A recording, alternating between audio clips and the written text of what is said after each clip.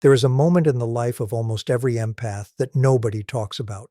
Not because it is rare, not because it is insignificant, but because it happens so quietly that most people never notice it. Even the empath themselves may not recognize it at first. It doesn't arrive with a dramatic argument. It doesn't arrive with a shocking betrayal. It doesn't always arrive after some life-changing event. Sometimes it appears on an ordinary day, in the middle of an ordinary conversation, while doing ordinary things. And yet, despite how normal it looks from the outside, something extraordinary is happening beneath the surface. The empath is approaching a breaking point, not the kind of breaking point most people imagine. Not screaming, not rage, not emotional chaos. A different kind, a hidden breaking point. One that develops slowly over years, one that forms in silence, one that changes everything once it is finally reached. The reason this breaking point remains hidden for so long is because empaths are incredibly skilled at carrying weight, emotional weight, mental weight, relational weight. They carry responsibilities that don't belong to them, feelings that aren't theirs, problems they didn't create. And because they carry these things so well, people assume they can carry them forever. But no one can. Not even the strongest empath. The problem begins early, long before the empath realizes it. Many empaths grow up becoming emotional caretakers, the peacemakers, the listeners, the ones who sense tension before anyone says a word, the ones who try to keep everyone comfortable, everyone happy, everyone emotionally safe. At first, this seems like a beautiful gift, and in many ways, it is. But every gift has a shadow. And the shadow of empathy is over-responsibility. The belief that other people's emotions somehow belong to you. The belief that if someone is upset, it's your job to fix it. If someone is struggling, it's your responsibility to rescue them. If a relationship is falling apart, it's your duty to save it. These beliefs rarely arrive consciously. They become habits, automatic responses, ways of moving through life. And because the empath is often praised for these qualities, the pattern grows stronger. People admire their kindness, their patience, their generosity, their willingness to understand. What they don't see is the cost. Because while everyone is appreciating what the empath gives, very few people are paying attention to what the empath is losing. A little energy here, a little peace there, a little self-respect, a little emotional freedom, small losses, almost invisible. But over time, those losses accumulate. And accumulation changes people. Imagine a glass sitting beneath a dripping faucet. One drop doesn't matter, neither does the second or the third. But eventually the glass fills, not suddenly, gradually. The empath's emotional world works the same way. Every disappointment adds a drop. Every betrayal adds a drop. Every time they're taken for granted adds a drop. Every time they ignore their own needs adds a drop. And because the process is so gradual, they rarely notice how full the glass has become. Life continues. Relationships continue. Responsibilities continue. The empath keeps functioning, keeps smiling, keeps helping, keeps showing up, which creates an illusion that everything is fine, an illusion that they're handling it, an illusion that they can keep doing this forever. But beneath the surface, pressure is building. The first sign is usually exhaustion, not physical exhaustion, a deeper kind, the kind sleep can't fix, the kind vacations can't fully erase, the kind that follows you wherever you go. The empath begins feeling emotionally tired. Conversations feel heavier. Interactions feel draining. Even things they once enjoyed begin requiring effort. This stage is often confusing because nothing appears obviously wrong. The empath may still be productive, still successful, still functioning, yet internally, something feels off, something feels depleted. Many empaths ignore this stage. They tell themselves they just need rest, need motivation, need a break. And while those things may help temporarily, they don't address the real issue.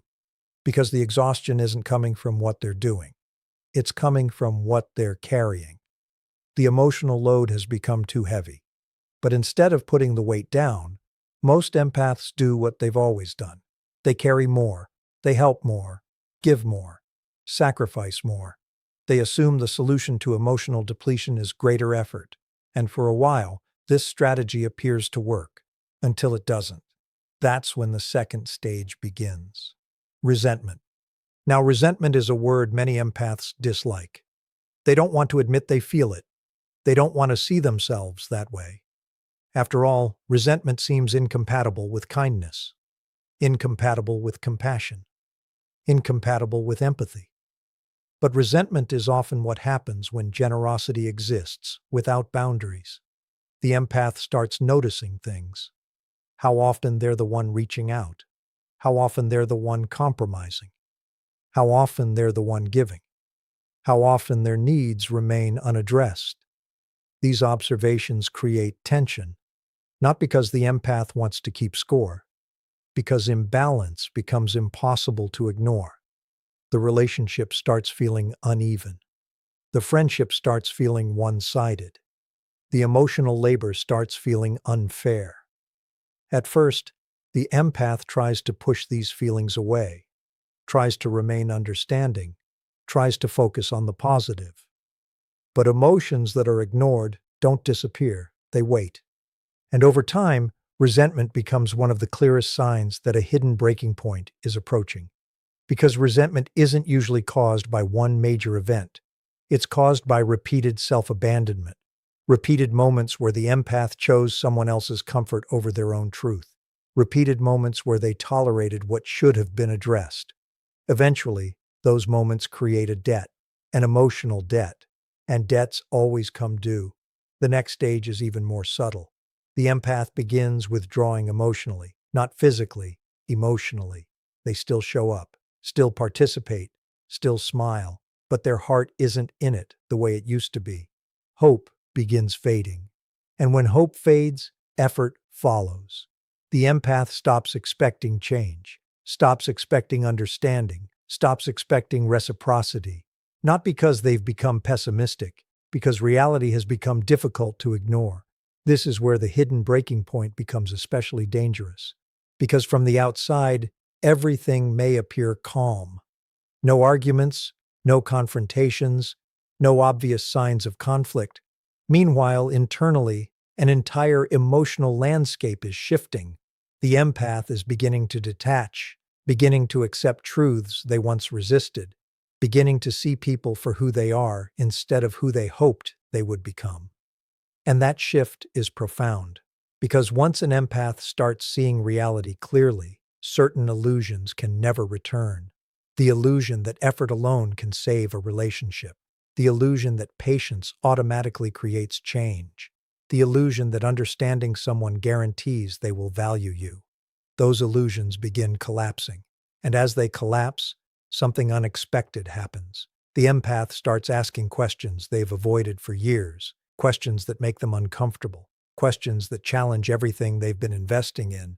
Questions like, why am I carrying this alone? Why am I working harder than everyone else? Why does caring always seem to require sacrifice? Why do I keep abandoning myself to keep others comfortable? And once those questions appear, they become impossible to silence. Because deep down, the empath already knows the answers. They've always known. They were simply afraid to face them. Afraid because facing those answers might require change. Real change. The kind of change that affects relationships, friendships, family dynamics, entire ways of living. And that is precisely why the hidden breaking point remains hidden for so long. Not because the empath doesn't see it, because seeing it means something must eventually happen next. Something they have spent years postponing. Something that becomes unavoidable once the truth is finally impossible to ignore. And when that moment arrives, the empath discovers that their breaking point is not what they thought it would be. It is not destruction. It is not collapse. It is something far more powerful. Something that nobody around them sees coming. Because when people hear the words breaking point, they usually imagine a person falling apart. They imagine emotional chaos, anger, tears, a dramatic ending. But the hidden breaking point every empath eventually faces is rarely about falling apart. It is about waking up to realities they have spent years avoiding, waking up to patterns they kept excusing, waking up to the cost of constantly putting themselves last. And once that awakening begins, there is no returning to who they used to be. The empath starts noticing something they never fully understood before. They have spent years trying to earn things that should have been freely given: respect, reciprocity, appreciation, consideration. They kept believing that if they loved harder, gave more, understood more, eventually those things would appear. But now they see something painful. Healthy relationships do not require someone to constantly prove their worth. Healthy relationships do not survive because one person carries all the emotional weight. Healthy relationships are mutual, balanced, reciprocal. This realization hits harder than any betrayal because it forces the empath to confront a truth that changes everything. The problem was never that they didn't give enough. The problem was that they gave too much to people who gave too little. For years, they blamed themselves. They wondered if they were expecting too much, asking too much, feeling too much, needing too much. Now they begin asking a different question. What if the issue was never my expectations? What if the issue was where I placed them? That question creates a profound shift. The empath starts reviewing their life through a new lens. They remember relationships where they did all the emotional work, friendships where they carried every conversation, situations where they repeatedly sacrificed themselves for people who would never do the same. And suddenly a pattern becomes impossible to ignore. The empath wasn't being loved. They were being relied upon.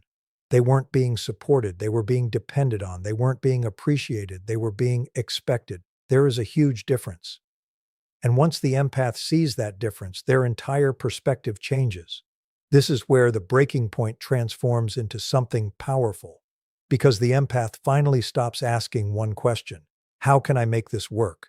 And starts asking another: why am I the only one trying? That question changes everything.